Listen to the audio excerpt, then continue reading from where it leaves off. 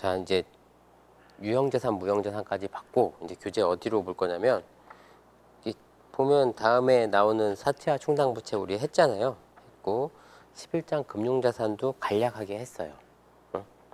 좀 더 좀 어렵고 복잡한 거는 이제 중급회계 가서 하기로 하고 넘어갔고 이제 12장에 있는 자본을 할 겁니다. 자본.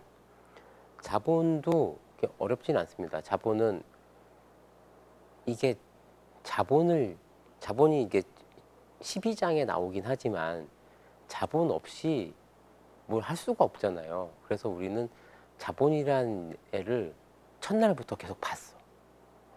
첫날부터 계속 접했어요. 자본 항목에 대해서 따로 배우지는 않았지만 우리 막 복식부기 본격적으로 배우기 전에 뭐 김공정 자본, 김범률 자본 할 때부터 자본이라는 애는 계속 등장해서 그만큼 그 개념은 많이 우리한테 익숙한 거죠. 응? 자, 보시면 교재는 447페이지이고요. 자본의 기초해갖고 이 보시면 이거 다 했던 거예요. 자본은 기업이 보유하고 있는 경제적 자원 중 주주에게 귀속되는 지분으로 주주 지분 또는 자녀 지분이라고도 한다. 그랬어요. 그 자본은 별도로 측정할 수 없으며 자산과 부채를 측정한 결과 그 차액으로 계산된다. 기억나죠? 자본은 별도로 측정할 수 없다 그랬죠. 회사에 가가지고 야 니네 회사 자산 갖고 와봐. 뭐 자본 부채 어딨어? 뭐 얼마야? 이렇게 물어볼 수 있어도 자본 가져와봐 하면은 뭐 보여줄 수 있는 게 없어요. 그러면 대답은 자산이 얼마고 부채가 얼마니까 자본은 얼마입니다예요. 근데 자본에서 배우게 되는 자본의 구성 요소들, 그걸 가지고 자본을 개별적으로 측정할 수 있는 거 아니냐라고 반문할 수도 있는데 다른 거예요. 그렇게 하면 그 값은 나오는데 그 자본의 구성 요소들이 결국은 자산 부채의 변동을 통해서 나타난 애들이거든요. 재무 상태표 보면 지금까지는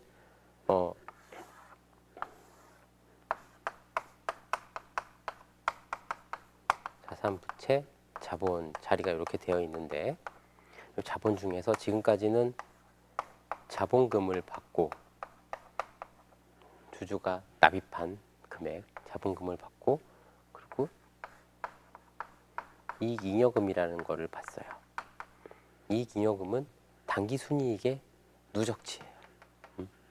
그래서 회사가 돈을 벌어서 이익을 내면 낼수록 자본은 점점 커지는 거야. 회사의 목적은 자산을 키우고 부채를 줄이고 자본을 점점 키워가는 이게 회사의 존립 목적인 거예요. 그렇죠? 그래서 이익을 정의할 때도 기말 자본에서 기초 자본을 빼면 다른 자본 거래가 없다라고 했을 때 그게 당기 순이익이다 결국은 이런 얘기도 했잖아요. 이런 거를 이제 우리가 계속 자본 구성 요소에 대해서 배우기 전부터 계속 이 얘기를 계속 해왔어요. 그리고 가끔씩 톡톡톡 튀면서 등장했던 애가 기타 포괄 손익이라는 애도 좀 등장을 했습니다. 조금 전에 유형자산 재평가 모형에서도 나왔었고 또 기타 포괄 손익이 어디 나왔었냐면은 금융상품에서 뭐 투자 주식, 투자 사채 같은 투자 자산의 공정가치 평가하고 관련해서 단기 투자 목적이 아닌 장기 투자 목적인 유가증권의 그 가치 변동분은 기타 포괄 손익으로 인식한다라고 해갖고 개정 과목 이름도 기타 포괄 손익 인식 공정가치 측정 금융자산 뭐 이런 거 있다고 배웠었잖아요. 개념이 어려우니까 중급회계 가서 구체적으로 배울 거다 이렇게 해놓고 회계원리에서는 개념들만 이제 설명하고 넘어갔던 그런 것들이에요. 여기 있는 게 447페이지 밑에 그림에 있는 기타 자본 구성 요소 중에 하나예요. 자본은 납입 자본하고 이익잉여금, 기타 자본 구성 요소로 구분된다 이렇게 나와 있죠. 이렇게 되어 있고 좀 더 이제 구체적으로 보면 그림 12-2 449페이지 보시면 자본 거래가 있게 되면 자본금하고 자본잉여금이라는 게 생겨요. 그리고 자본 조정이라는 게 있고, 그 밑에 손익거래를 보게 되면 손익거래는 우리가 봤던 거예요. 단기 순손익, 그리고 기타 포괄손익이라는 게 있어서 이런 것들이 이렇게 자본에 영향을 미치게 된다. 손익거래가 자본에 영향을 미치는 거는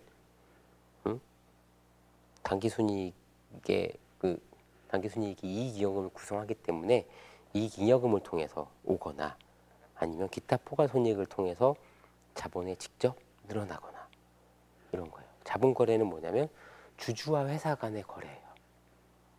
주주하고 회사하고 거래할 때 회사가 이익이 되는, 회사한테 이득이 되는 거래를 하게 되면 자본잉여금이 발생을 해요.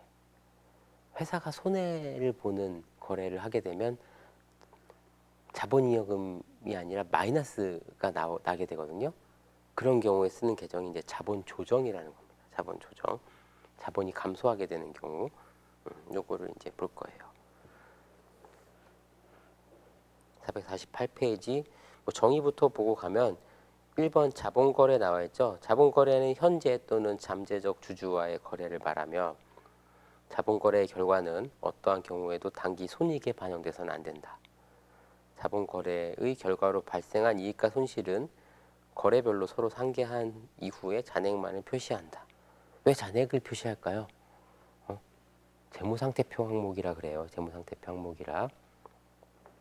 상계한 후에 잔액이 대변 잔액을 갖는 경우에는 자본잉여금에 해당하므로 자본에 가산하여 표시하고, 차변 잔액을 갖는 경우에는 자본 조정에 해당하므로 자본에서 차감하여 표시한다. 그래서 자본 조정은 감가상각누계액 같은 것처럼 자본 항목에서 항상 이렇게 괄호쳐서 마이너스로 표시가 되고 있어요. 그러면 주식의 종류 뭐 이런 얘기 하기 전에 기본적인 주식 발행에 대한 얘기부터 할게요. 주식 발행. 우리 사채에서도 액면 발행, 할증 발행, 할인 발행 이런 거 봤었죠. 450페이지 보면 제목이 유상증자인데 많이 들어본 말일 거예요. 자, 유상증자라는 말은 자본금을 증가시키는 거야. 증자. 자본금을 증가시키는 건데 유상이다. 대가가 있는 거다. 그러니까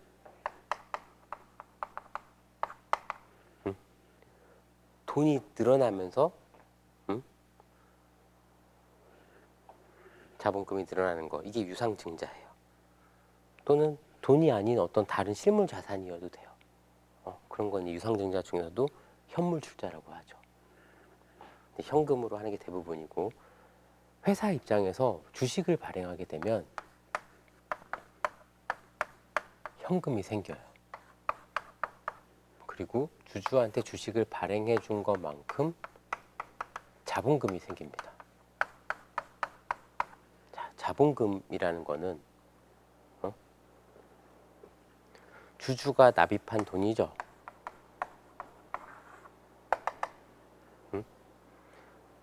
회사가 주주한테 받은 돈만큼 주식을 딱 발행해주면 이게 액면 발행이에요.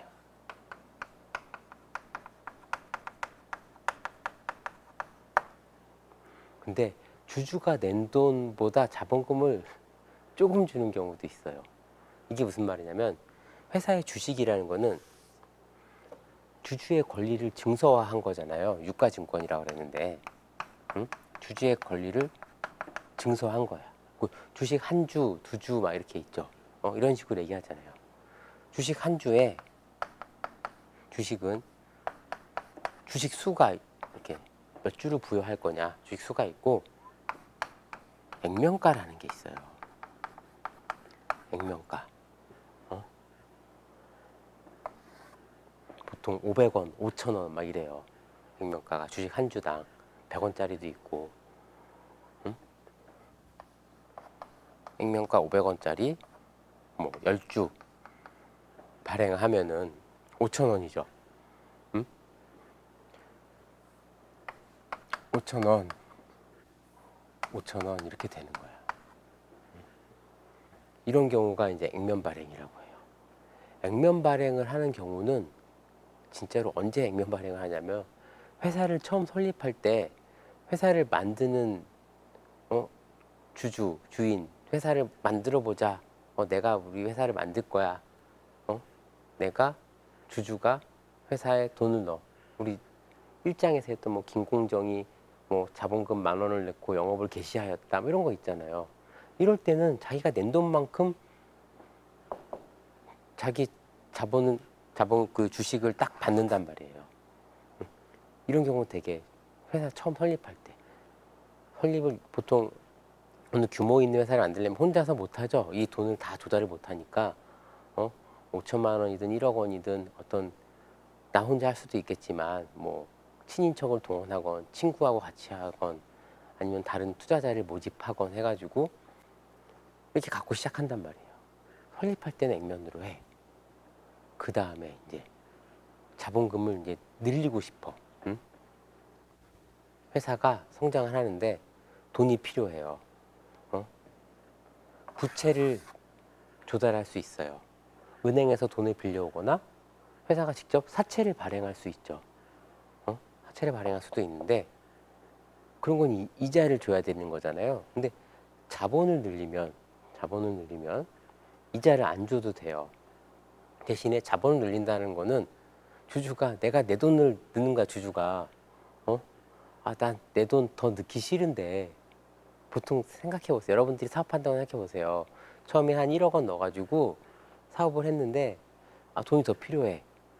그러면 내가 벌었으면은 이익잉여금이 많이 쌓여 있으면 뭐 더 안 늘려도 되겠지. 근데 이익잉여금 쌓였던 걸 계속 배당을 받았어. 나 개인적으로 이제 쓰고 뭐 할 거 아니야. 생활하는데도 쓰고 뭐 좋은 차도 사고 막 이런 걸 다 했어. 근데 더 성장을 하고 싶은데 부채를 보통 이제 조달을 하게 되는데 자본을 조달하는 생각을 하게 될까요? 자본을 조달한다는 거는 내가 내 돈을 더 넣는 거야. 또는 같이 처음에 회사를 만든 사람한테 우리 회사를 키울 거니까 우리 얼마씩 더 냅시다. 이런 걸 해야 돼요. 선뜻 여기다 돈 넣는 행위를 뭐 할 수도 있지. 그래. 앞으로도 더 잘 될 거야. 얼마씩 더 넣자. 이렇게 할 수도 있어요. 근데 그렇게 하는 그 마음을 먹는 게 이렇게 쉬운 건 또 아니거든요. 그럼 어떻게 하냐면은 주식을 다른 주주를 더 데려오자. 다른 주주를 더 데려와. 다른 주주를 더 데려오면은 내 돈은 더 안 들이고 이자도 안 줘도 되는 거잖아요. 그리고 잘 되면 배당 줄게 하고 데려오는 거야.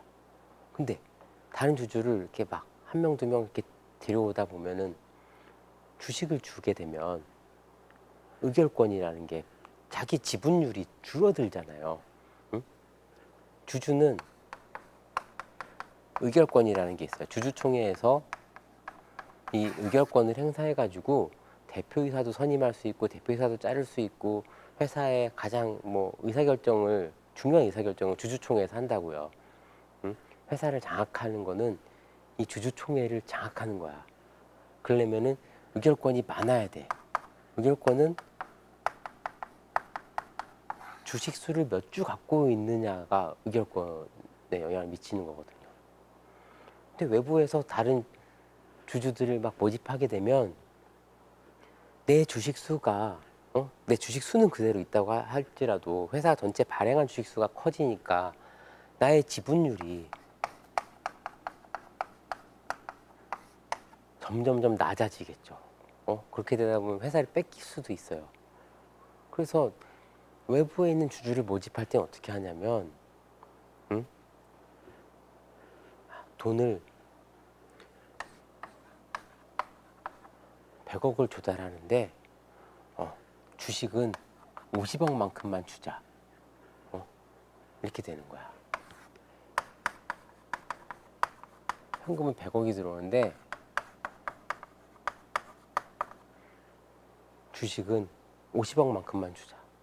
자본금이 50억만 늘어나는 거야. 그러면 이 50억은 뭐냐? 이런 게 자본 잉여금인 거예요. 회사가 주주하고 거래를 한 거잖아요. 지금 회사 주주와의 거래예요. 자본 거래. 회사하고 주주하고 거래를 했는데 회사가 주주하고 거래를 하면서 이득을 본 거야. 요만큼. 요거는 단기 순이익은 아니야. 주주한테 주식 50억만큼 주면서 100억을 받은 거야. 요거는 자본 잉여금이에요. 요런 게 이제 할증 발행. 할증 발행.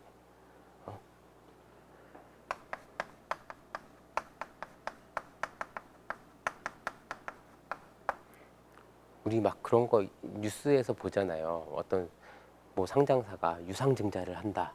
또는 뭐 비상장이었다가 이번에 처음으로 상장을 한다. 이럴 때 막 공모주 청약 뭐 이런 거 하잖아요. 사람들이 막 달려들죠. 응? 얼마 그러면서 이제 그 입찰가가 막 정해지고 이러는데, 그렇죠? 카카오 게임즈하고 빅히트가 최근에 이제 상장을 하면서 그걸 했었죠. 그러면서 몇십만 원 한 주당 이런 식으로 받았단 말이에요, 사람들이. 주식 액면가 얼마인지 아세요? 500원이에요, 500원. 500원, 100원인가 500원인가 그럴 거예요. 그러면은 20만 원 정도 주고 100원짜리 주식 한 주 받는 거야. 액면 100원짜리. 그런 게 할증 발행이에요. 회사가 성장 가능성이 있고 저 회사의 주식을 받고 싶으면 이런 할증 발행이 충분히 가능하거든요. 실제로 주식은 할증 발행되는 경우가 다반사죠. 그래서 할증 발행은 이런 거예요. 현금을 뭐 10,000원 받았어. 근데 100원짜리 주식, 액면가 100원짜리를 10주 준 거야, 10주. 응? 10주. 자본금 1,000원. 9,000원은 자본 잉여금인데, 이렇게 주식을 할증 발행하면서 생기는 자본 잉여금의 계정 과목 이름이 주식 발행 초과금이에요. 이렇게 계정 과목 이름입니다. 주식 발행 초과금, 뭐 실무에서는 줄여서 주발초라고 불러요. 주발초. 주발초가 얼마다 뭐 이런 식으로. 주식 발행 초과금 9,000원 이렇게. 그럼 회사는 100원짜리 주식 딱 10주만 주면서 이게 만약에 액면 발행이 됐다라고 하면 자본금 10,000원을 주면 10주가 아니라 100주를 주게 되는 거잖아요. 100주를 안 주고 10주만 주게 되면서 이만큼 이득을 본 거죠. 이런 게 이제 자본 잉여금인 거예요.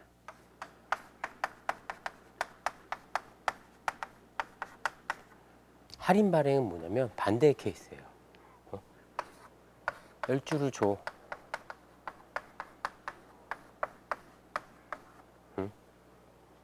근데 현금으로 500원밖에 못 내겠대. 이런 거. 이게 이제 할인 발행입니다. 내 100원짜리 10주 줘. 대신에 반값에 살 거야. 이런 경우도 있을 수 있어요. 회사가 돈이 너무 없어서 주주님들 좀 도와주세요. 막 이렇게 해가지고 하는 경우. 이렇게 되면은 차변에 500원이 생기죠. 얘가 자본 조정인데 자본이 감소했잖아요, 지금. 이런 요 자본 조정의 계정 과목 이름이 주식 할인 발행 차금이라고 불러요. 주식 할인 발행 차금.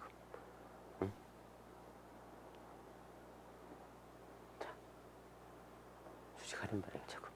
자산이 500원만큼 늘어났고 자본금이 1,000원 늘어났고 자본 조정이 500이 생겼어요.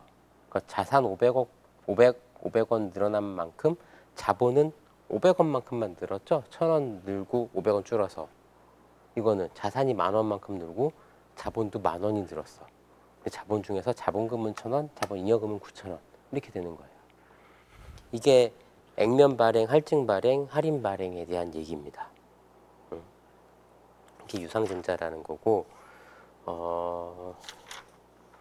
그다음에 뭐 주식의 종류에 대한 얘기. 그 앞에 이제 넘어오게 되면 보통주, 우선주 막 이렇게 나와 있는데, 일반적으로 이런 그냥 자본금, 자본 막 이렇게 얘기할 때 일반적인 주식은 보통주예요. 이름에서가 그냥 가장 일반적인 거잖아. 보통. 보통주. 그럼 우선주는 뭐냐? 보통주보다 좋은 거냐? 좋다 나쁘다를 딱 얘기할 수 있는 건 아니에요. 우선주는 뭐냐면 주주는 기업의 자녀 재산에 대한 청구권이 있는 거야. 자산에서 부채를 다 차감하고 남은 게 주주 거야, 결국은. 그쵸? 응? 요게 이제 주주의 몫이잖아요, 자본이. 응? 근데 우선주는 뭐냐면 이 자본 중에서도 자본의 주인이 이제 보통주 주주가 있고 우선주 주주가 있는데, 우선주를 발행하게 되면 우선주는 보통주보다 우선해서 자녀 재산을 분배받을 권리가 있는 거예요. 응?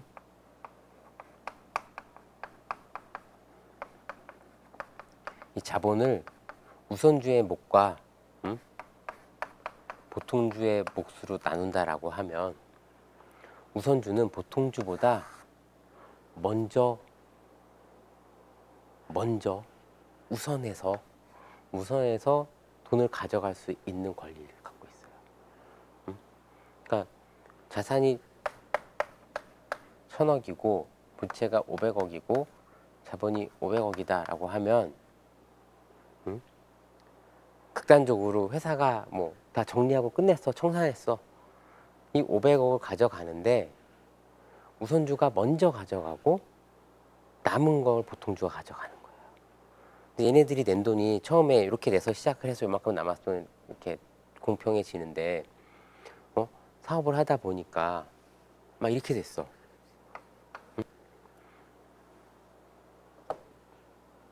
그러면은 나머지 100이 우선주가 가져가고 없으면 보통주는 가져갈 게 없을 수도 있어요. 자녀 지분에서. 이렇게 되는 경우도 있어요. 극단적으로 얘기하면. 그러니까 우선주는 보통주보다 먼저 가져갈 수 있는 권리가 있어요. 근데 보통 이제 우리가 회사가 이렇게 망할 거라는 가정을 하진 않잖아요. 망할 거라는 가정을 하지 않고 이게 대전제잖아. 계속 기업이. 그럼 우선주는 뭘 해서 우선적인 권리를 갖는 거냐? 이거예요. 이익 배당에 대해서 우선적인 권리를 갖는 거야. 이익 배당에 대해서 뭐 그 우선주는 이렇게 써 있습니다. 보통 5%라고 하면은 액면 금액의 5%만큼은 배당을 확보해 주는 거예요. 먼저. 약간 그거랑 비슷해. 그 채권자들이 이자 받는 거 있죠. 이자. 이자 받는 거랑 비슷해요. 5%짜리 뭐 투자하면은 이자율 5%에 투자하면은 이자 5%씩 받잖아요. 그런 개념이에요. 근데 주식은 이 배당률이 5%다라고 하면 뭐에 5%를 주는 거냐면 액면가에 5%를 주는 거예요. 액면가. 여기서 만약에 이게 우선주였다라고 하면 이렇게 들어왔다. 내가 10,000원 주고 들어왔는데 배당 5%를 보장받았다라고 하면 이 1,000원에 대해서 5% 받는 거 보장받은 거예요. 이게 우선주예요. 그래서 우선주는 종류가 여러 가지가 있어요. 누적적 우선주, 참가적 우선주, 전환 우선주, 상환 우선주 이렇게 있어. 우선주는 이 배당 받으면 끝이에요. 배당하고 자기 그 낸 그 대가 이거밖에 없어요. 원금은 보장해 주지도 않죠. 주식이니까. 대신에 그 가치는 있죠. 그 다른 사람들한테 팔 수도 있고 거래가 돼요. 우선주도. 우리 주식 시장 이렇게 그 거래하는 거 이렇게 보면 뭐 삼성전자 주식이 있는가 하면 삼성전자 우라고 해가지고 삼성전자 우선주도 거래가 되잖아요. 그런 거예요. 우선주끼리도 막 우선주도 막 사고 팔 수 있어요. 주식회사의 주식은 사고 팔 수 있어요. 주주들이 자유롭게. 이 상장회사는 아주 활성화가 되어 있죠. 그런 주식을 사고 파는 게. 우선주 종류 얘기할 건데,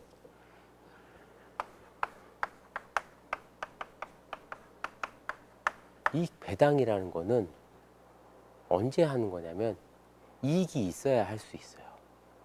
손실 나면 이익 배당을 할 수가 없어. 응? 손실 나면. 우리 교과서의 세계에서 보니까 회사들이 계속 매년 이익을 내는 걸 보고 있잖아요. 실제로 이익 못 내는 회사 엄청 많아요. 이익 못 내는 회사, 손실 나는 회사 되게 많아요. 손실이 나면은 이익 배당 자체가 없어요. 근데 우선주한테 5%를 주기로 약정을 했다라고 하면 이익 배당 자체를 못 하는데 어떻게 줄 거야? 못 줘요. 그럼 이 우선주는 이 손실이 날 것 같은 회사의 우선주는 인기가 없는 거예요. 그리고 우선주를 발행한 회사들 보면 우량한 회사들이 발행을 많이 합니다. 삼성전자 같은데. 그리고 이제 우선주가 이렇게 나오면은 조건이 이제 붙어요. 누적적, 참가적 이런 조건이 있어요. 뭐 누적적 우선주, 참가적 우선주 이렇게 있죠. 누적적 우선주가 뭐냐면은 이익 배당 5%를 약속한 우선주인데 올해 손실이 나서 배당을 못했어. 알았어. 대신 누적적이야. 그러면 내년에 만약에 이익이 났다. 이익이 났을 때 과거에 5%씩 줬어야 되는데 못 준 것만큼 계속 얹어서 주는 거예요. 배당 가능 이익이 생겼을 때 이익 배당을 할 때 전에 못 준 거 있으면 그때 계산해서 주는 거. 이런 게 이제 누적적 우선주예요. 교재 정의 보면 특정 회계연도에 배당 받지 못하거나 미리 정해진 일정 배당률에 미달하는 경우 이후 회계연도에 동배당금을 우선적으로 지급받을 수 있는 권리가 부여된 우선주. 이게 누적적 우선주예요. 우선주는 이익 배당률을 약정을 해요. 이 배당률을 약정했기 때문에 요 배당을 못 주면 난리가 나잖아요. 그러니까 못 주게 되면 다음 연도에 줄게. 이런 걸 약속한 거야. 이런 게 누적적이에요. 그래서 우선주를 발행한 조건에 보면은 누적적, 비누적적 이게 표시가 되어 있어요. 누적적 우선주냐, 비누적적 우선주냐. 참가적인 건 뭐냐면, 자 우선주가 되게 좋아 보였는데 이익 배당 5% 받으면 끝이야. 그럼 나머지는 다 보통주의 몫이에요. 나머지는 보통주가 야 우리는 그러면 한 6%씩 가져갈까? 이렇게 할 수 있는 거예요. 우선주 5% 주고도 많이 남네. 우선주 5% 주고 보통주는 한 2, 3% 가져갈 수도 있어요. 우선주한테 5% 줬기 때문에 우리는 한 2, 3%만 가져가고 나머지는 내년도 사업의 재원으로 계속 쓰자. 배당으로 유출하지 말고 회사에 그냥 남겨두자. 이렇게 결의를 할 수도 있어요. 그런데 이익이 정말 많이 났어. 배당 한 10% 하지 뭐 올해. 우선주보다 더 많이 가져가요. 우선주는 배가 아픈 거야. 이런 걸 보면은. 그래서 그런 거가 이제 참가적 권리라는 건 뭐냐면은 자 약정한 배당을 하고 나서 그 다음에 보통주가 배당할 때 자기 주식수만큼 보통주랑 같은 비율로 또 배당받을 수 있는 권리. 이게 참가적 우선주예요. 그래서 조건이 하나씩 더 붙어 있어요. 참가적이냐, 비참가적이냐. 누적적이고 참가적이면은 되게 좋은 우선주예요. 근데 보통 우선주한테 참가적 권리 잘 안 줘요. 이게 가장 많은 케이스인 것 같아요. 보면은 참가적 권리가 있는 우선주는 되게 막강한 거예요. 참가적 우선주 보시면 사전에 정해진 배당률을 우선적으로 수령한 후 보통주가 우선주 배당률과 동일한 금액을 배당받는 경우 동 금액을 초과하여 배당금으로 처분된 금액에 대하여 이익 배당에 참여할 권리를 보통주와 동일하게 향유할 수 있는 우선주.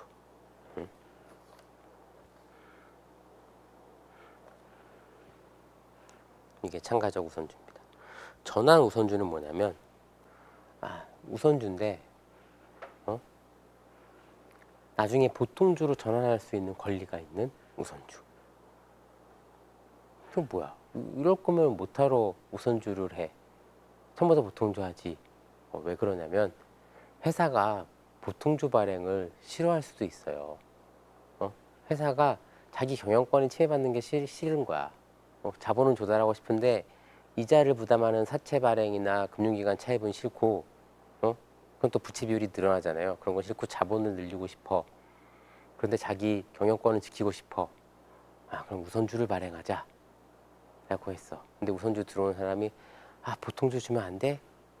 좀 어느 정도 이익 나서 우리 회사 좀 정상화돼 그때 좀 줄게. 이런 식으로 보통주로 전환할 수 있는 권리를 이렇게 부여한 그런 주식. 이게 전환 우선주입니다. 보통주로 전환할 수 있는 권리가 부여된 우선주. 어느 정도 요건을 갖추면 전환할 수 있게 해줄게. 이런 게 전환 우선주예요.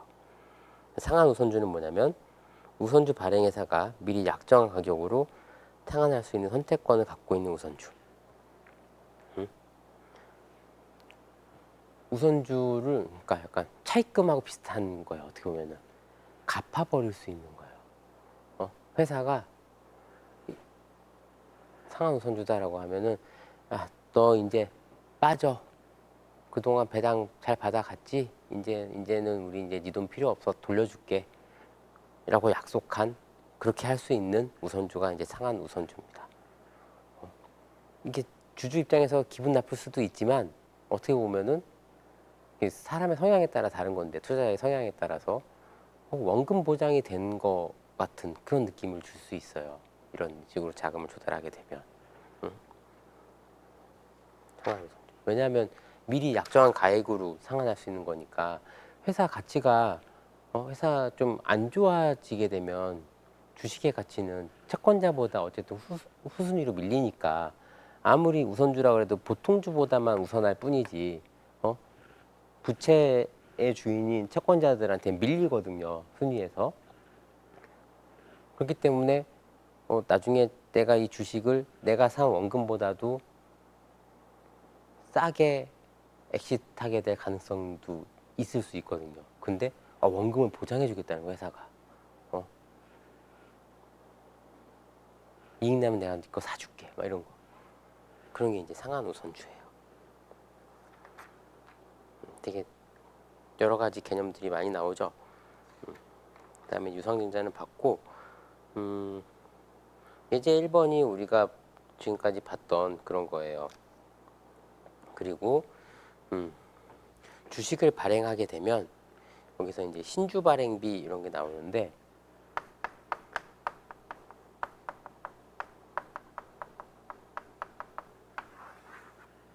이게 뭐냐면 주식을 발행하게 되면 비용이 발생하게 돼 있어.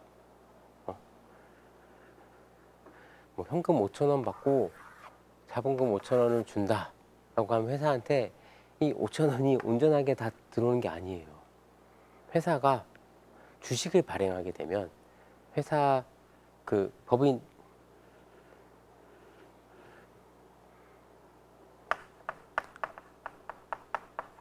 회사는 이제 법인이라고 회사 종류 얘기할 때 얘기했잖아요. 법에서 인격을 부여한 법인이라는 거예요. 사람들 우리 주민등록증 다 있죠. 회사도 있어요. 그리고 이 회사가 법으로 얘가 살아있다. 면제 출생해서 살아있다라는 거를 증명하는 서류가 다 있을 거 아니에요. 우리도 주민등록 등본 이런 거 있잖아요. 주민등록증 이런 거 있고 회사도 그게 있어요. 법인 등기부라는 게 있어요. 부동산도 등기부 등본 이런 게 있어요. 저 건물 몇 번지, 토지 몇 번지 뭐 이런 것들은 누구 거다 이런 게 거기 나와 있잖아요. 회사도 있어요. 법인 등기부에 이 회사는 몇 년 몇 월 며칠에 자본금 얼마로 설립된 거고 대표이사는 누구고 등기 임원이 누구 있고 거기에 이게 나와 있어. 총 발행 주식 수가 액면가 얼마짜리 몇 주 나와 있어요. 그러니까 회사가 주식을 발행하게 되면 주식을 발행하게 되면 등기부에 등재를 해야 돼요. 등기부 법원에 가가지고 등기소에 가서 이게 신고를 해야 돼요. 이거 그냥 하냐? 아니거든요. 이 자본금을 증자하고 이 등기를 하는 행위에는 이게 허위인지 진짜인지 확인하고 해줘야 될 거 아니에요. 그렇죠? 확인을 하고. 그래서 실제로 돈이 들어왔다라는 그 증빙도 보여줘야 되고 보여주면 거기서 알았어. 이게 넣어줄게 라고 하면서 회사에 정관이라는 게 있어요. 정관은 이제 회사의 법규? 그러니까 나라로 치면 헌법 같은 거, 회사의 헌법 같은 게 정관이라는 게 있는데 여기에도 발행한 주식수하고 발행 주식수가 기재가 되거든요. 정관을 일단 고쳐야 돼. 주식수 늘린 것만큼 정관을 수정해야 돼요. 근데 정관은 헌법 같은 거야. 함부로 못 고쳐요. 정관을 변경하게 되면은 공증을 받아야 돼요. 공증을. 공증. 공증은 뭐냐면 변호사 법률사무소 가고 공증 받으러 왔어요라고 하면은 변호사님이 쭉 읽어보고서 도장 꽝 찍어줘요. 공증인 이렇게 누구누구 이렇게 찍어줘요. 이 공증이 뭐냐면 판사의 판결하고 똑같은 효과가 있는 거거든요. 응? 내가 법적으로 문제가 없으면 확인했다고 딱 찍어주는 거야. 응? 이 공증 받아야 되고 이 공증 받은 거 가지고 등기소에 가면은 등기를 받아줘요. 근데 이 공증할 때 변호사한테 수수료를 내야 돼요. 공짜로 안 해주겠죠, 변호사가. 변호사 수수료 내야 되고 이 등기부에 등재할 때 세금을 내야 됩니다. 등록면허세라는 걸 내야 돼요. 예전에는 등록세 뭐 이랬는데 등록면허세라는 걸 내고 여기에 뭐 지방교육세 이런 것도 내야 돼요. 등기할 때 내야 되는 세금이에요. 이거는 건물을 등기하거나 뭐 다 똑같아요. 세율은 달라요. 자본금 등록세가 0.4%, 지방교육세는 등록세의 20% 이렇게 내는 건데 수도권에 기업들이 집중되는 거를 좀 해소하기 위해서 지방으로 법인 이전 이런 것들을 유도하기 위해서 수도권은 등록면허세가 3배 중과해요. 1.2%를 내야 돼. 자본금 1,000 이렇게 하면은 40원만큼 세금을 내야 되는 건데 수도권은 120원만큼 내야 되는 거지. 120원이 아니라 12원. 좀 0.4%예요. 0.4%. 수도권은 1.2%. 여기 지금 예제에 나온 숫자가 너무 적어서 이거 계산하면 이게 좀 실감이 안 오는데요. 보통 증자하게 되면 막 억 단위잖아요. 거기에 세금을 0.4% 내지는 1.2%를 내는 거야. 거기에 또 20%를 가상해서 내요. 추가로. 이런 것들이 발생해. 이런 게 이제 신주 발행비예요. 그럼 신주 발행비를 어떻게 처리할 거냐? 신주 발행비를.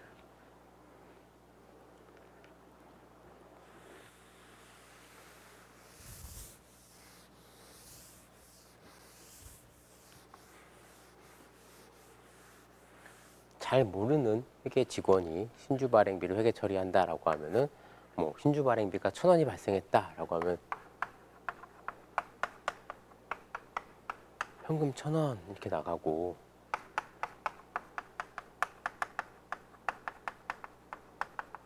신주 발행비 1,000원 이렇게 회계 처리를 할 거예요. 그럼 얘가 어디로 가? 손익계산서로 간단 말이야.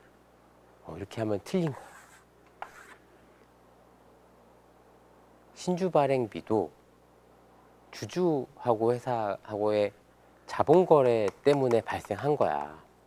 물론 이 돈은 변호사나 법무사한테 내는 돈, 공증수수료, 그리고 뭐 등록면허세 이런 세금들, 국가에 내는 돈들 이런 거지만 자본을 조달할 때 부수적으로 발생한 거기 때문에 신주 발행비는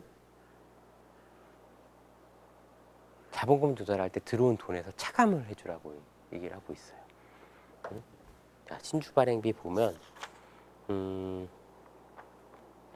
451페이지 처리하는 게 나와 있는데 맨 위에 보시면 보통주를 발행하는 경우 발행 수수료, 주권 인쇄비, 인지세 등 거래 원가가 발생하는데 이를 신주 발행비라고 한다. 신주 발행비는 주식의 발행으로 납입되는 현금액을 감소시키므로 주식의 발행 금액에서 차감한다. 이렇게 나와 있어요. 그래서 이렇게 되는 거야. 이 예제 가지고 할게요. 예제 1번 이거 가지고 같이 하겠습니다.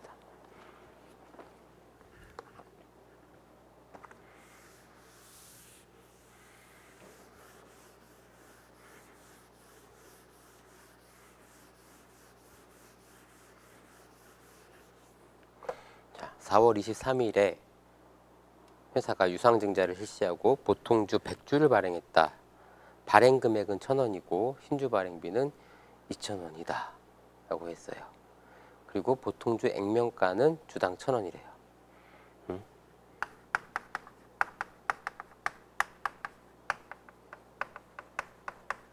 액면가가 1,000원이야. 한 주에. 네, 1번은 발행가가 1,000원인 거예요. 1,000원. 그러면 이렇게 되는 거예요. 현금이 1,000원짜리 100주 발행한 거잖아요.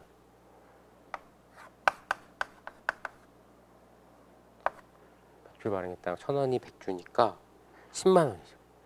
현금 10만 원. 자본금이 10만 원 이렇게 되는 거야. 근데 주식 발행, 신주 발행비로 2,000원이 나갔대. 이렇게 나갔대. 이렇게 되면 여기가 2,000원 내겠죠. 근데 이거를 신주 발행비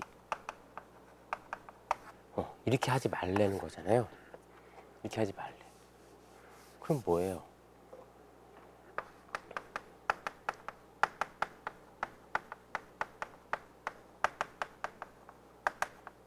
할인 발행한 건 아니지만 이렇게 돼요. 주식 할인 발행차가. 왜 이렇게 되냐면 우리 다시 앞에 가서 읽어보면 신주 발행비는 납입되는 현금액을 감소시킨다라고 했어요. 납입되는 현금액을 감소시킨다. 자, 주주한테 10만 원이 들어왔는데 이 중에 2,000원이 비용으로 나갔어. 그러면은 분개를 이렇게 해도 돼. 이렇게 해도 되는데 이게 이제 이해가 안 될까봐 이렇게 바꿔보면 2,000원이 나갔어. 그럼 처음부터 98,000원만 들어온 거야 라고 이렇게 회계처리를 해버려. 그러면 자본금 10만 원 발행하는데 98,000원밖에 못 받았죠. 할인 발행이네. 이렇게 되는 거예요. 액면 발행을 해놓고 주식 발행비 때문에 주식 할인 발행 차금이 생겨요. 그래서 회사가 처음 설립될 때 자본 조정을 갖고 시작해. 모든 회사들이 다 그렇게 시작해요. 액면 발행을 하게 되니까. 이렇게 됩니다. 그 다음에 이번 케이스 보면 6월 12일 날 유상증자를 실시하고 200주를 발행했대요. 발행 금액은 1,200원이야. 그러면 200주를 발행했으니까 200주를 1,200원에 발행했대요. 그러면은 24만 원이죠. 24만 원이 들어오는 거야, 돈이. 24만 원이 들어오는데 신주 발행비를 3,000원 썼대요. 그러면은 현금이 24만 원에서 3,000원 빠진 23만 7천 원이 들어온 거죠. 그리고 자본금은 200주인데 자본금은 액면가예요. 액면가. 주당 1,000원이죠, 액면가가. 응? 자본금은 20만 원이에요. 나머지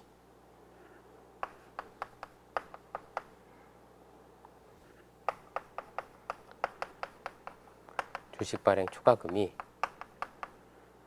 어떻게 돼요? 요 거래로 보면 37,000원만큼 이렇게 생겨야 되죠. 이렇게 생겨야 되는데, 자, 4월 1일 날 주식 할인 발행 차금 2,000원이 있었어. 얘를 먼저 없애주자.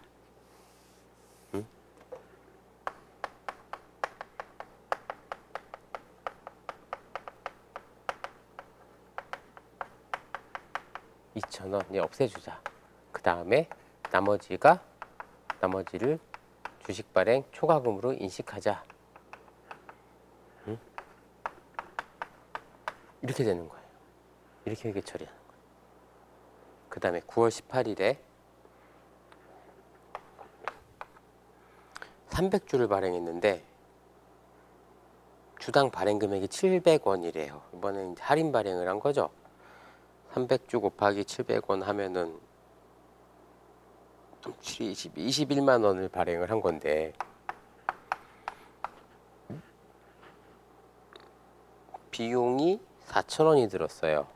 그러면은 20만 6천 원이 들어왔죠, 현금이.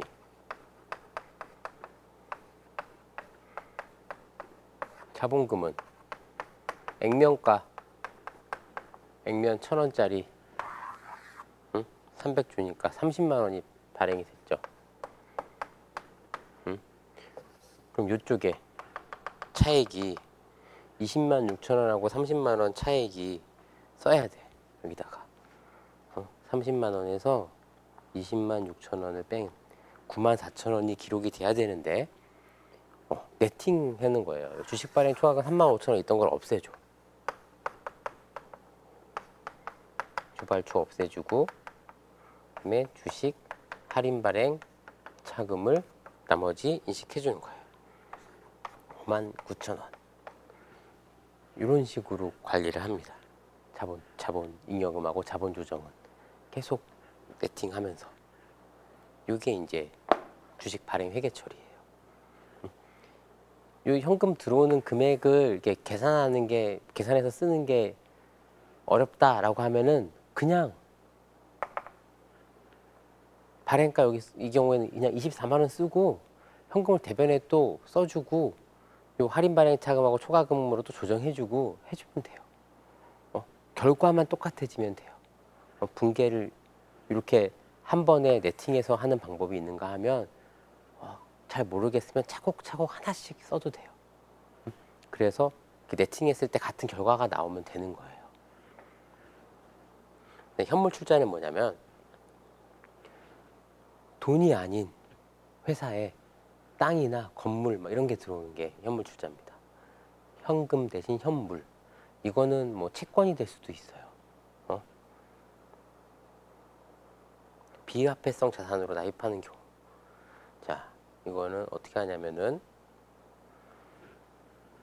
여기가 이제 현금이 아니라 뭐 건물 이런 게 되는 거죠. 교재 453페이지 보시면 똑같아요. 대신에 이런 경우에는 그게 이제 이슈가 되는 거예요. 공정가치.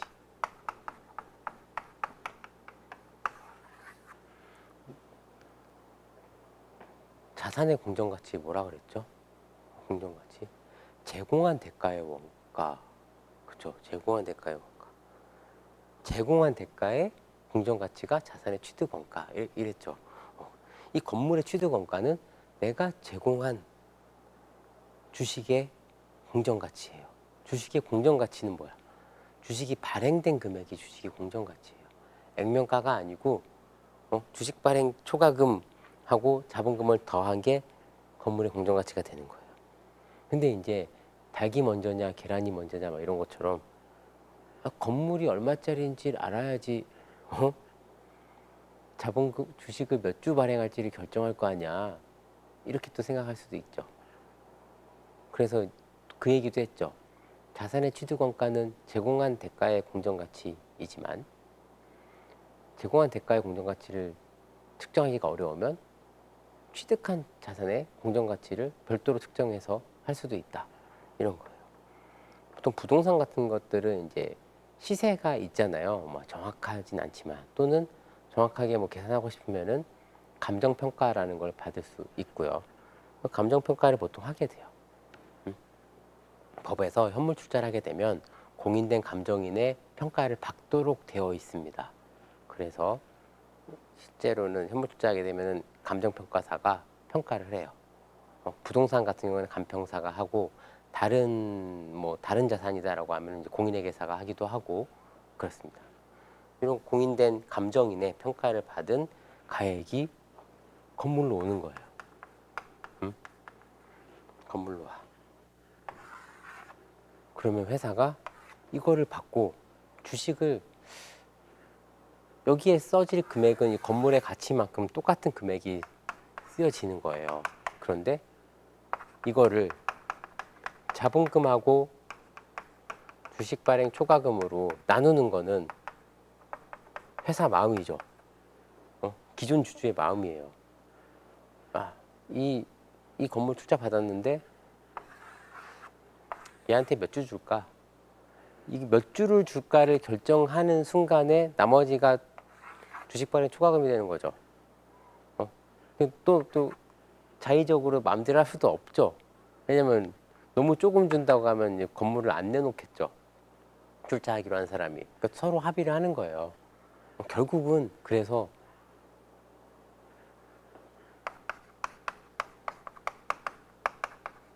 세상은 다 등가 교환의 이치라 그랬잖아요. 결국은 등가 교환이 되게 돼 있어요. 그럼 주식 몇 주를 줄게. 나머지가 주발초가 되는 거야. 이 경우에도 뭐 신주 발행비 당연히 들겠죠. 그런 경우에는 이제 현금이 빠져나가는, 이렇게도 분개를 해주면 됩니다. 이 교재에는 그런 것까지 자세하게는 안 나왔는데, 제공한 건물에서 그 신주 발행비 비용을 뺄 수는 없잖아요. 이 경우에는 돈으로 받는 게 아니니까. 돈 실제로 줘요.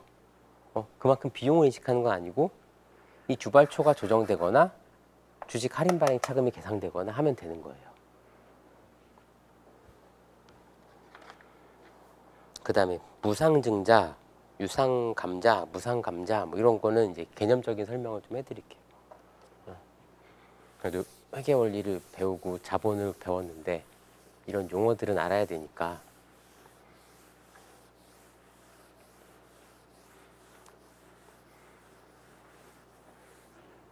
자, 보시면 무상증자. 무상증자는 뭐냐면 증자를 하게 되면 돈을 받잖아요. 돈을. 무상증자는 증자는 하는데 돈을 안 받는 거야. 어떻게 증자가 되느냐? 증자라는 거는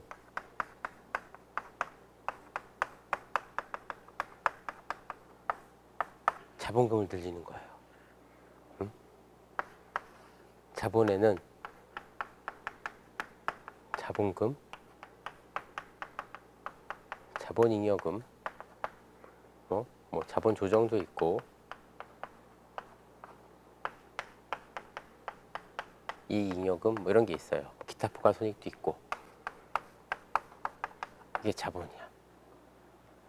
자본금을 늘리는데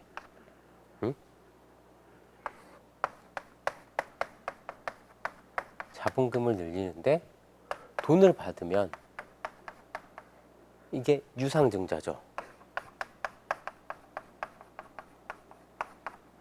건물을 받아, 대가를 받아, 유상증자예요. 얘도 유상증자 중에서도 뭐 현물출자라고 하죠.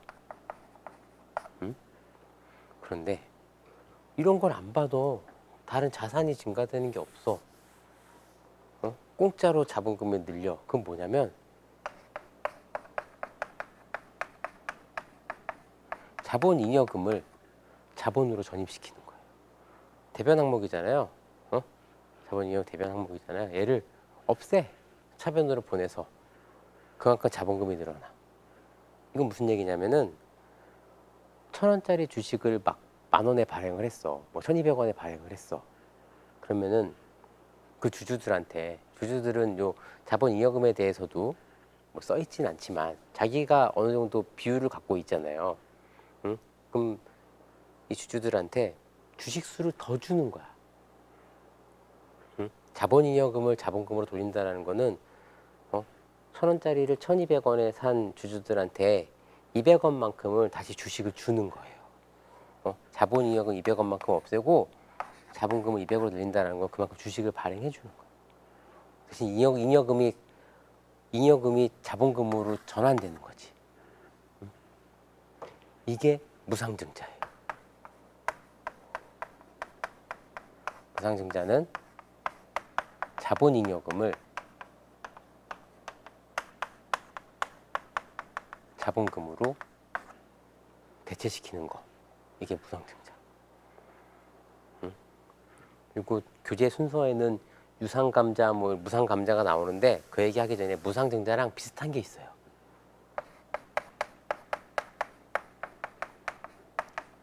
주식배당이라는 게 있어요. 주식배당. 주식배당은 뭐냐면 이익을 배당하게 되면 이익잉여금으로 이제 현금을 주잖아요. 응? 이익잉여금을 없애. 그 현금을 줘.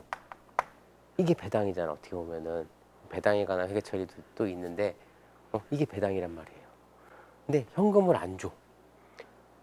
현금을 안 주고 이익잉여금을 없애면서 주주들한테 자 이번엔 배당을 하는데 돈으로 안 주고 주식으로 주겠습니다.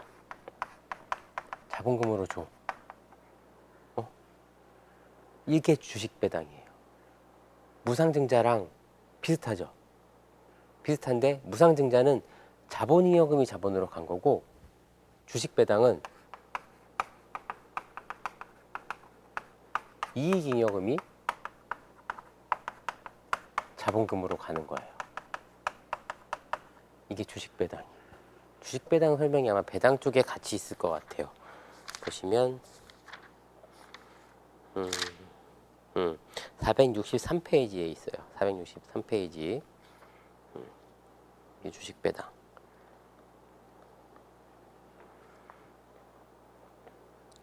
유상감자는 뭐냐면 자본을 줄이는 거예요. 뭐 소각한다라는 뭐 이런 식으로 얘기를 하는데 자본을 줄이는 대신 주주한테 돈을 돌려주는 거. 이게 유상감자예요.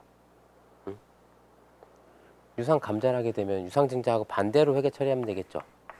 자본금이 없어지고 현금을 돌려주면 되죠. 이게 유상감자입니다. 그리고 이 감자할 때 취득금액이 액면금액에 미달하는 경우 또는 취득 그 유상감자 대가가 액면금액보다 큰 경우 이럴 때면 이제 현금을 자본금 1,000원을 감자하면서 주주한테 900원만 줬다 이러면서 없앴다라고 하면은 차익이 100이 생기죠. 이런 게 감자 차익. 자본금 1,000원 없애는데 주주한테 1,100원을 줬다. 그러면은 이쪽에 100원이 생기죠. 이거는 이제 감자 차손. 각각 자본잉여금, 자본조정 항목이에요. 이렇게 되는 거고. 무상감자는 뭐냐면 자본금을 줄이는데 현금 유출이 없는 거야.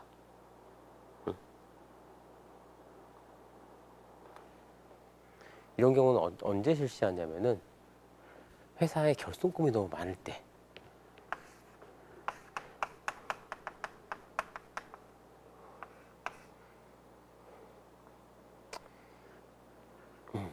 이게 이익잉여금인데 자 이게 뭐냐면 자본금을 없애고 잉여금을 늘리는 거예요. 근데 이게 이상하잖아요. 이게 지금 이상하죠. 이익잉여금을 늘린다는 게. 이런 경우는 어떤 경우에 쓰냐면은 이익잉여금이 회사가 계속 손실이 나서 얘가 마이너스 잔액을 갖고 있을 때 재무제표에 마이너스로 이익잉여금이 표시되면 얘를 이제 결손금이라고 하거든요. 결손금. 결손금이 너무 많으면 보기가 안 좋은 거야. 그래서 결손금을 없애기 위해서 결손금은 마이너스니까 차변 항목이잖아요. 응? 이익잉여금, 결손금 똑같은 애예요. 얘가 이제 마이너스가 되면 결손금이 되는 거야. 그러니까 결손금을 없애주는 거야. 결손금하고 자본금을 상쇄시키는 거지. 자본금을 줄이면서 결손금을 없애는 거야. 그러니까 요 안에서 조정하는 거야. 요 안에서. 자, 우리 무상 증자도 요 안에서 이렇게 늘어났죠. 주식 배당도 요 안에서 이렇게 늘어났죠. 무상 감자도 요 안에서 얘가 올라가면서 얘가 줄어들었죠. 얘가 올라갔다는 거는 마이너스가 점점 마이너스를 없애면서 얘가 줄어든 거니까 자본 총계의 변동이 없어요. 이런 것들은 앞에 무상자가 들어간 애들은 자본 총계의 변동이 없어. 그게 특징입니다. 그래서 형식적인 감자라고 해요. 개념들만 툭툭툭 치고 넘어가는 거예요. 지금 시간도 별로 없어서. 자기 주식은 뭐냐면, 자기 주식, 이것도 이름 들어봤을 텐데, 회사가 자기가 자기 주식을 취득하는 거예요. 회사가 주식을 취득하면은 현금 주고 주식 사면 이쪽에 어떤 유가증권이라는 계정 과목이 생기는데, 이 계정 과목 이름은, 유가증권 계정 과목 이름은 이 어떻게 평가하는 주식이냐에 따라서 여러 가지 있다 그랬잖아요. 단기 손익인식 공정가치 측정 금융자산인지, 기타 포괄 손익인식 공정가치 측정 금융자산인지, 이런 식으로 이렇게 계정 과목을 써준다고요. 얘네들은 투자자산이에요. 근데 회사가 자기가 발행한 주식을 자기가 산 거야. 삼성전자의 주주들이 막 여러 개인들이 있잖아요. 기관도 있고. 회사가 삼성전자의 그 회사 돈으로 거래소에서 삼성전자 주식 거래되잖아요. 자기 돈으로 자기 주식을 산 거야. 내가 내 회사 주식을 산 거예요. 충분히 있을 수 있는 일이죠. 응? 그럼 내가 내 회사의 주식을 사면 어떻게 돼요? 내가 주주한테 모집 그 돈을 받고 주식을 발행해 준 건데 내가 그 주식을 다시 샀어. 이게 유가증권이야? 옛날에는 그것도 다시 팔 수도 있잖아. 유가증권이야? 아니면 자본금이 회수된 건데? 이렇게 보는 거잖아요. 응? 그래서 얘를 특별히 자기 주식이란 용어를 써요. 자기 주식. 자기 주식을 산 거야. 자기 주식을 사고 자본을 감소시키는 거나 마찬가지잖아요. 자기 주식을 산다는 거는. 그래서 자기 주식은 자본 조정이에요. 자본 조정 항목에 보면 주식 할인 발행 차금 이런 것도 있지만 자기 주식 이런 것도 있어요. 회사가 자기가 자기 주식을 사면 일단 자본 조정으로 가. 근데 이런 거가 이제 왜 있냐면은 그 상장사들은 이제 주가를 관리하거든요. 주가 관리 차원에서 주식이 너무 떨어진다 그러면 매수 주문을 넣어야 되잖아요. 응? 근데 좀 이렇게 좀 방어를 하거나 막 이러기 위해서 자기가 자기 주식을 사는 거야. 주가 관리 차원에서도 막 사고 팔고 한다고요. 자기 주식 갖고. 그런 경우에 이렇게 하게 됩니다. 자본 조정으로 처리합니다. 자기 주식은. 그리고 다시 팔 수도 있어요. 자기 주식을 사고 팔고 하는데 발생한 손익은 자기 주식 처분이익, 처분 손실이라는 계정 과목으로 가고, 마찬가지로 자본잉여금, 자본조정이에요. 얘네들을 다. 자, 손익거래는 그 이익잉여금하고 단기 손익하고 뭐 이런 관계를 보여준 건데요. 이거 우리 마감 분괴하고 막 했던 그 3장에서 했던 내용하고 똑같은 거예요. 예, 그렇게 보시면 되고, 뭐 이익 준비금, 임의 적립금 이런 것들 그냥 이 자본 쪽에 나와 있는 얘기는 어떻게 보면 지금 회계학적인 설명보다도 여기 나와 있는 여러 가지 준비금, 뭐 증자, 감자 뭐 이런 게 어디서 배우는 거냐면 상법에서 배우는 거예요. 상법. 상법 시간에 배우는 것들이에요. 뭐 이렇게 하면 안 되고 이렇게 해야 되고 뭐 2분의 1 이상 적립해야 되고 뭐 이런 거 있죠. 응? 10분의 1 이상씩 2분의 1에 달할 때까지 쌓아내야 된다. 뭐 이런 것들 다 상법에 나와 있는 규정들이거든요.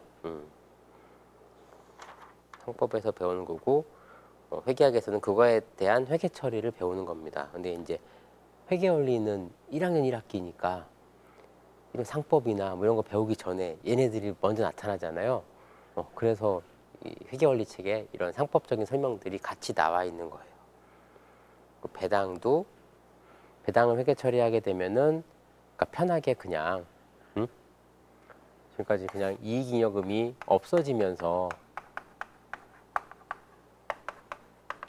현금이 주주한테 나가는 이런 편하게 얘기를 했는데 배당에 대한 그 절차가 있어요. 배당 기준일, 배당 선언일, 배당금 지급일 뭐 이런 게 있어요. 각각의 날짜별로 어떻게 회계 처리를 하는지. 배당 기준일은 보통 보고기간 말이에요. 12월 31일. 이 날짜 현재 우리 회사 주식을 갖고 있는 주주들한테 이날 이 기간에 발생한 이익을 배당할 겁니다. 라고 하는 배당 기준일이 있어. 그리고 정기 주주총회를 할 때 주총에서 몇 프로를 배당할지 결정을 해요. 그게 배당 선언일이야. 배당 선언을 하게 되면 그때 회계 처리를 하는 거예요. 응? 이익잉여금을 그때 없애줘. 배당 선언을 했잖아. 주주한테 몇 프로 배당하겠습니다 하면은 이날 돈 바로 주는 게 아니니까 미지급 배당금 이렇게 해놔. 주총 끝나고 며칠 있다가 주겠죠. 지급할 때 미지급 배당금을 없애면서 그때 현금이 나가는 거예요. 응? 자, 요거는 이게 분계가 이익잉여금 차변으로 보낸 거는 이제 자본의 감소죠. 미지급 배당금이 생긴 거는 부채의 증가. 그랬다가 지급하면 다시 부채가 줄어들고 자산이 줄어들죠. 그 배당을 주는 거는 자본을 없애면서 자산을 줄이는 거예요. 그렇죠? 이렇게 되니까 편하게 얘기할 땐 그냥 이렇게 얘기했었어요. 근데 이렇게 단계가 나눠져 있습니다. 단계가 나눠져 있어. 그리고 여기서 이제 나오는 게 이제 자본 변동표 468페이지 이제 자본 변동표가 나오는데 자본 변동표에 보시면 468페이지 그림 12-6을 보면 자본 변동표가 있는데 연차 배당 뭐 이런 게 있어요. 이게 배당금 준 게 나와 있는 거야. 근데 이 자본 변동표가 X1년 1월 1일부터 12월 31일까지의 자본 변동표죠. 여기에 남아 있는 연차 배당은 몇 년도 배당일까요? 여기에 나와 있는 연차 배당은 이 이익잉여금이 줄어든 이거를 쓰는 거거든요. 이게 언제 줄어든 거예요? 이게 X1년도라고 하면 X0년도 12월 31일자 이익을 가지고 X1년 뭐 2월이든 3월 어느 날에 있던 주주총회에서 결정한 거죠. 응? 그럼 이 이익잉여금이 빠지는 거는 언제 빠져요? 1년도 3월 달에 빠진 거예요. 요 기준일은 전년도 12월 거고 이 자본변동표에 들어가는 연차 배당의 금액은 전년도 이익에 대한 배당을 올해 지급하잖아요. 그 금액이 들어가는 거예요. 왜냐하면 전년도 재무상태표는 이미 배당을 하기 전 이익잉여금으로 결산이 끝나 있어요. 다음 연도에 이게 반영이 되는 거예요. 배당은. 이렇게 보시면 되고요. 이게 자본 쪽은 이렇게 가볍게 읽어보시고 뒤에 이제 주당 순이익도 나오는데 주당 순이익은 뭐냐면은 당기 순이익을 가지고 한 주당 순이익이 그럼 얼마냐 발행 주식 수로 나누는 거예요. 되게 쉬운 개념이거든요. 쉬운 개념인데 이게 되게 난이도가 높고 어려운 주제 중에 하나예요. 거의 현금 물음표 수준으로 어려워하는 학생들도 많아요. 왜 어렵냐면은 회사의 주식 수가 발행 주식 수가 항상 일정하면 되게 쉬워요 계산하기가. 근데 상장회사의 발행 주식 수가 막 수시로 변동하는 일도 있거든요. 그리고 이런 변동할 때의 그 주식수를 어떻게 볼 거냐, 그런 걸 이제 가중평균 유통 보통 주식수, 그러니까 보통주의 주식수가 막 기준이 변동이 있었는데 그게 1년의 평균의 몇 주였어 라는 걸 계산해서 개로 나눠주는 거예요. 그래서 이 가중평균 유통보통 주식수를, 이름도 어렵죠. 가중평균 유통보통 주식수를 계산하는 게 일단 어려워. 근데 그렇게 어렵진 않아요. 쉬워요. 여러분들한테 이 개념까지 설명하는 건 어렵지만 좀 더 회계학을 시간을 들여서 더 공부한 다음에 더 익숙해진 상태에서 그 개념을 딱 들어오는 거는 받아들이기 어렵지 않아요. 다 쉽게 와닿아요.